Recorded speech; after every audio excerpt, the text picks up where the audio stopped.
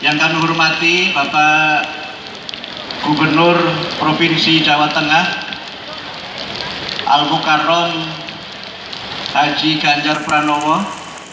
Al-Mukarrom, saya lihat banyak yang hamil.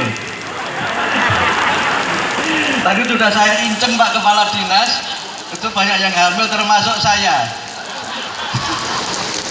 Jadi lebih Pak Tafsir ini rupanya ini. Cuma karena tadi Ananda Wildan mengatakan tidak boleh yang ketiga itu rupanya akan berhasil Pak Kepala Dinas. Karena orang Muhammadiyah termasuk yang orang takut untuk nambah yang ketiga yaitu wayoh itu. Sehingga insya Allah di Muhammadiyah ini program Bapak akan berhasil. Apalagi bersama Aisyah sudah ada program emas Extending Maternal and Neonatal Survival yang sesungguhnya adalah program kesehatan yang sangat sejalan dengan program Pak Kepala Dinas Kesehatan. Soal pajak insya Allah tidak ada yang ngemplang Pak, mungkin saldo, jangan khawatir Pak. Kalau ada yang ngemplang nanti bilang kepada Pak Tafsir supaya nanti ditagih sekaligus untuk pajaknya. Kalau lihat wajahnya ini malah pensaldo pajak Pak, wajahnya ini. Saya ingin menyampaikan singkat saja, menyambung semuanya tadi. Saya setuju dengan Pak Gubernur, Pak Tafsir, Pak Kepala Dinas Kesehatan, Pak Dirjen Pajak, kemudian juga Ananda Wildan. Semuanya yang disampaikan adalah hal yang positif dan marilah kita laksanakan bersama-sama. Kalau tadi Ananda Wildan mengatakan tidak mau 3 Pak Gubernur tidak mau 2 si atau 3 si Pak, yang sudah 2 si. Orang ngapusi, orang korupsi. Nah, si yang satu lagi apa? Apa Bu kira-kira? Nah, belum ketemu, saya juga belum ketemu juga.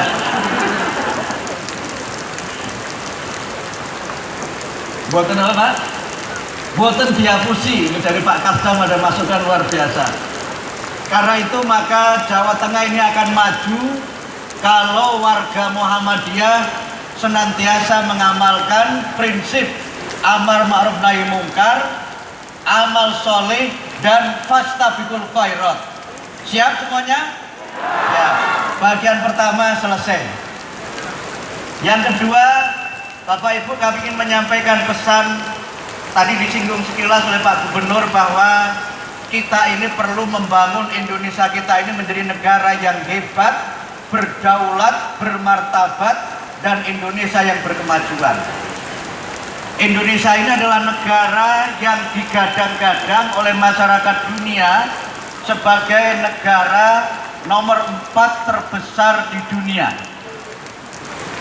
Indonesia adalah negara yang punya potensi besar untuk bangkit menjadi bangsa yang besar karena jumlah penduduknya yang besar.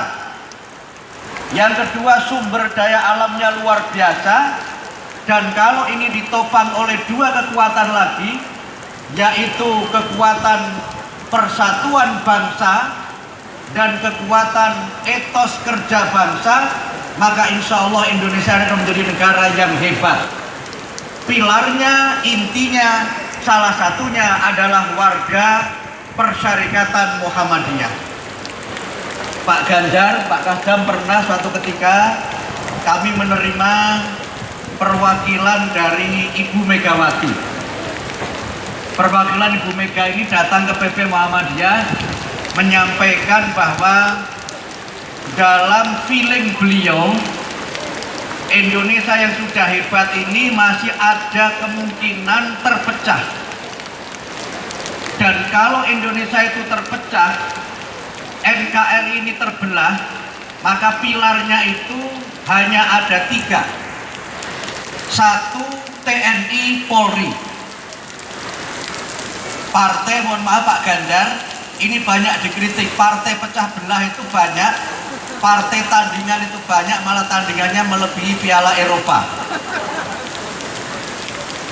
Pilar yang kedua adalah ormas yang menjadi stakeholder bangsa ini, yaitu Muhammadiyah dan NU.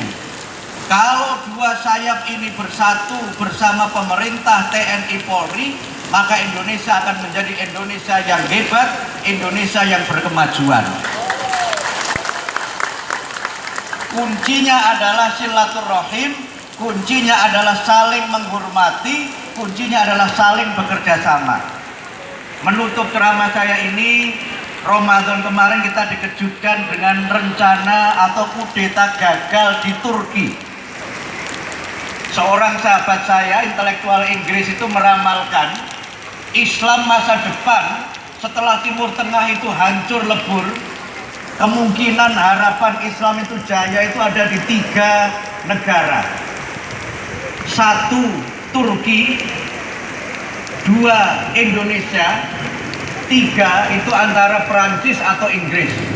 Tapi nampaknya Perancis ini makin berat setelah ada kasus terakhir terorisme itu dan juga setelah kalah melawan Portugal.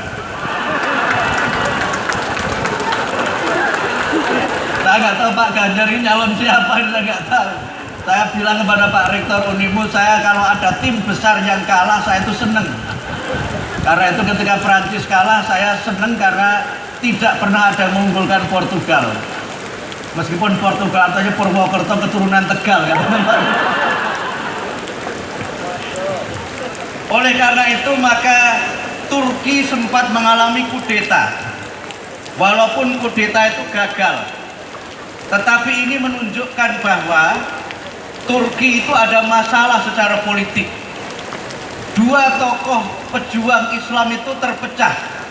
Saya terus terang saja sangat bersedih ketika Erdogan itu menuduh dalang dari kudeta itu adalah Fethullah Gulen. Itu 2 sahabat muridnya Nursi, 2 sahabat yang mengangkat kelompok Islam itu berkuasa dalam politik Turki yang menjadi negara sekuler sejak tahun 1908 dan kemudian runtuh betul Turki Utsmani tahun 1923. Mereka sahabat yang berjuang luar biasa, bersatu untuk naik pada tahun 2002, tapi kemudian bercerai pada tahun 2012.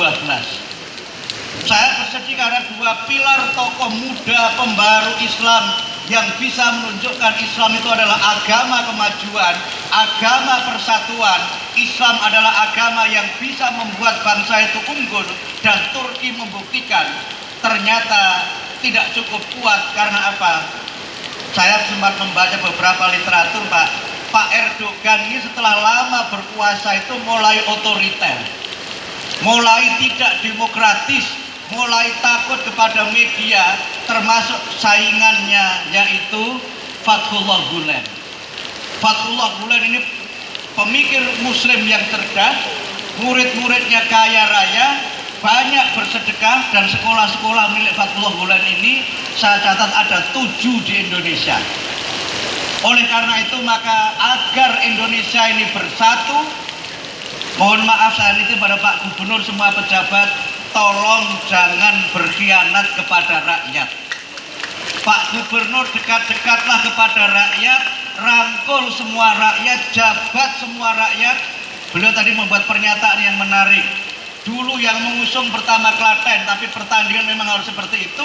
Setelah beliau terpilih, semua adalah rakyat, yang mendukung atau yang tidak mendukung, semuanya adalah rakyat Pak Gubernur.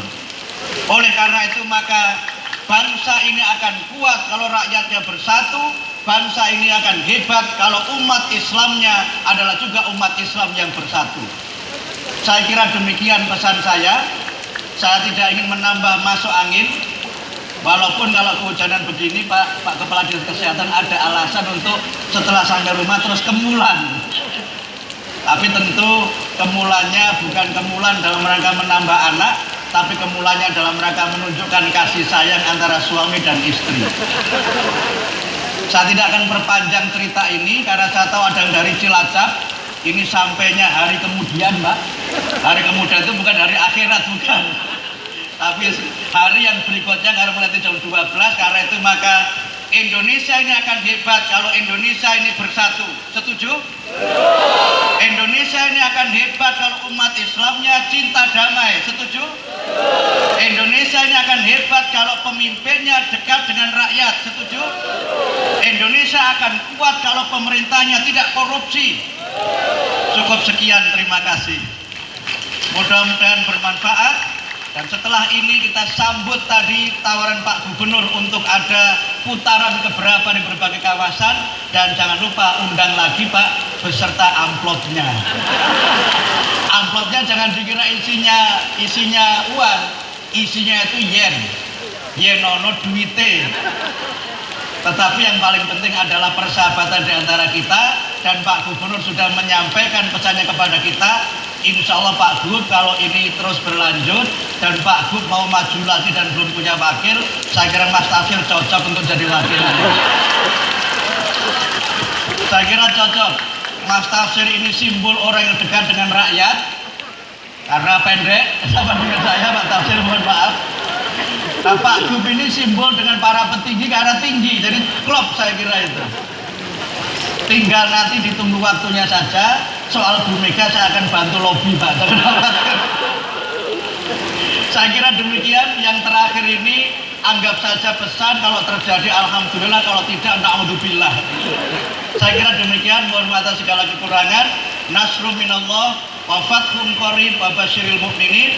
Wassalamualaikum warahmatullahi wabarakatuh. Waalaikumsalam warahmatullahi wabarakatuh. Bapak Ibu sekalian, demikian tadi tausiah bersama dengan Dr. Abdul Muti. Dan acara ini juga